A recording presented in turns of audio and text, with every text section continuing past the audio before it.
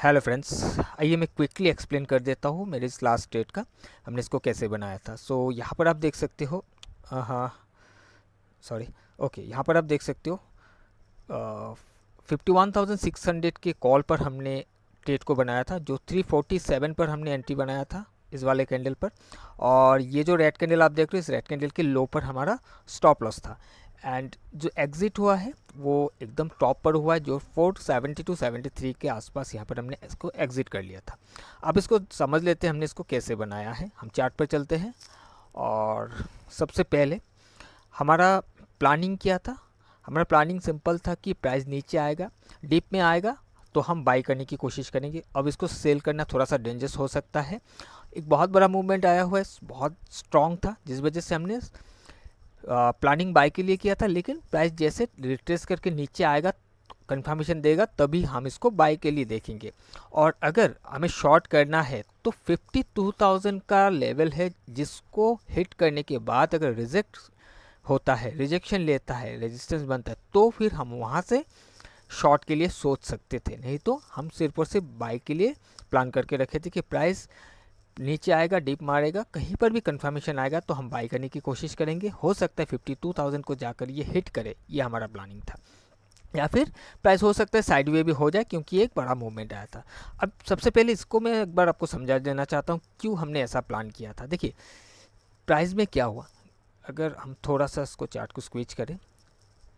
Okay, इस जगह पर प्राइस कुछ ऐसे करके आया था और 50,000 पर आकर इसने सपोर्ट बिल्ड किया। और सपोर्ट बिल्ड करने के बाद प्राइस यहाँ से उठना स्टार्ट किया।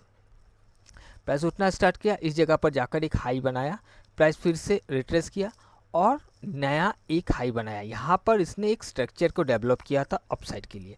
जब ऐसा किया है तो इसने एक नया हाई भी बनाया, प्लस 51,000 का एक रेजिस्टेंट इंपॉर्टेंट लेवल था, जिसको इसने ब्रेक करके कंफर्टेबली क्लोज किया था। आप देख सकते हो काफ़ी बार यहाँ पर 51,500 को टकराया, हिट करने के बाद ये रेजिस्टेंस ले रहा था और प्राइस में एक फॉल भी हमें देखने के लिए मिला।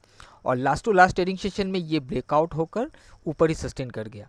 अब यहाँ पर वॉल्यूम हमें बस कम दिख रहा था, लेकिन अगर हम वॉल्यूम एंड प्राइस को देखकर कंपेयर करने की कोशिश करिए, समझने की कोशिश करें, तो अगर यहाँ पर वॉल्यूम कम है, ग्रीन कलर का वॉल्यूम दिख रहा है, तो प्राइस इसके बाहर जाकर क्लोज होना नहीं चाहिए था। अगर बायर यहाँ पर इंटरेस्टेड नहीं है तो प्राइस इसके बाहर जाकर क्लोजिंग होना नहीं चाहिए था। अगर बाहर भी गया तो ये इसका क्लोजिंग अंदर आना चाहिए था, राइट।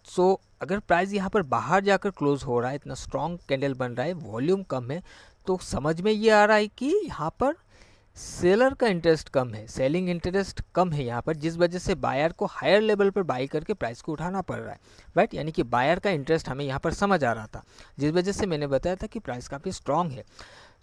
यहाँ पर आई होप कि आपको ये समझ में आया होगा कि क्यों हमने इसको स्ट्रॉन्ग बताया था और हमने इसको क्यों बाय साइड के लिए प्लान करके चल रहे थे। अब हम इसको माइक्रो में चलते हैं और माइक्रो में मैं आपको इसको दिखाता हूँ कैसे हमें कंफर्मेशन मिला था। Okay, alright. प्राइस यहाँ कहीं ओपन दिख रहा है, बट ओपनिंग ऊपर हुआ था और ओपन होने के बाद प्राइस पहले रिट्रेस किया। अगर आप इसको कैलकुलेट करोगे, यहाँ पर आपको छोटा दिख रहा है क्योंकि ये लास्ट ट्रेडिंग सेशन में बहुत बड़ा मूव हो गया था, जिस वजह से चार्ट पर ये आपको लग रहा है कि छोटा सा मूव है। लेकिन यहाँ से यहाँ पर जो डिप लगा, लो लगाया हुआ था, ये 300 पॉइंट प्लस का मूव था, ये ऊपर से नीचे का। जब प्राइस ऐसे करके नीचे आया, नीचे आने के बाद ये वाला लो बनाकर जब ये हायर हाई का स्ट्रक्चर बनाया, तो यहाँ पर एक सपोर्ट हमें समझ में आया। इस ग्रीन कैंडल के लो पर सपोर्ट बनकर प्राइस ये ऊपर जाकर हायर हाई का स्ट्रक्चर बनाया। जब ऐसा हुआ तो सबसे पहले हमें ये समझ आया कि ये last to last trading session का जो क्लोज एरिया है, यहाँ से इसने सपोर्ट लेने की कोशिश किया और ये हायर हाई का फॉर्मेशन एक बनाया। उसके बाद प्राइस में यहाँ पर एक रेजिस्टेंस बनाकर इस सपोर्ट को ब्रेक कर दिया।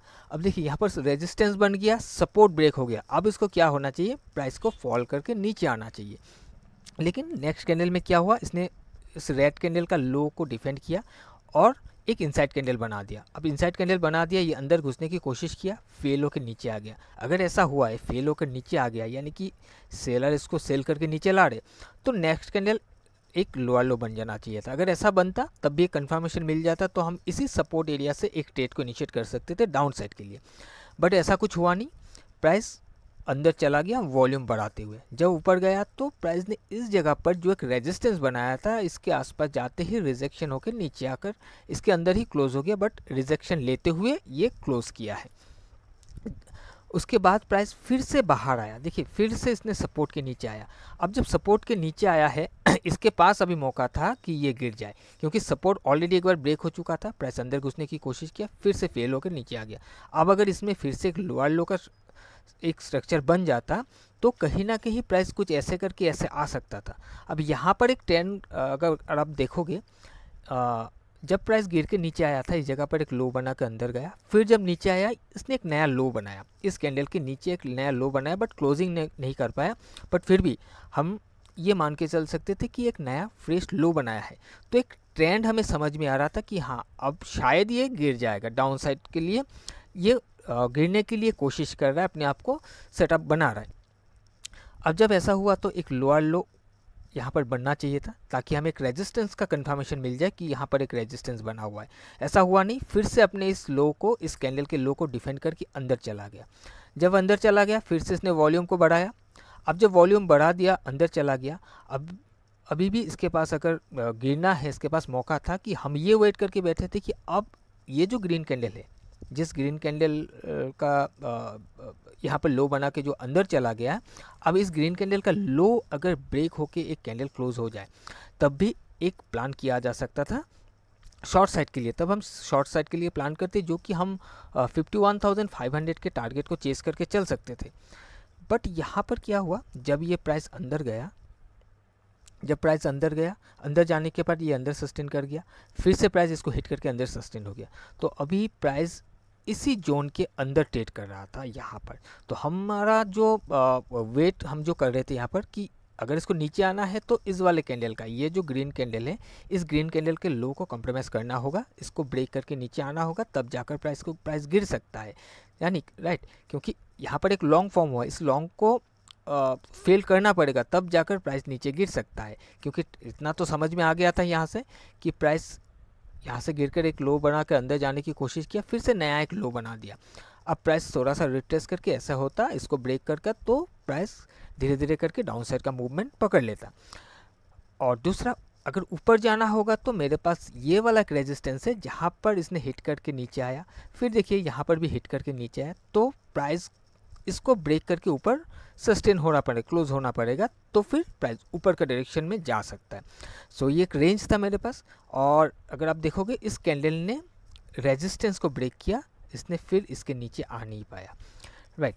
सो जब प्राइस यहाँ पर ट्रेड कर रहा था तो फिर हमने इसको 3 मिनट में शिफ्ट किया और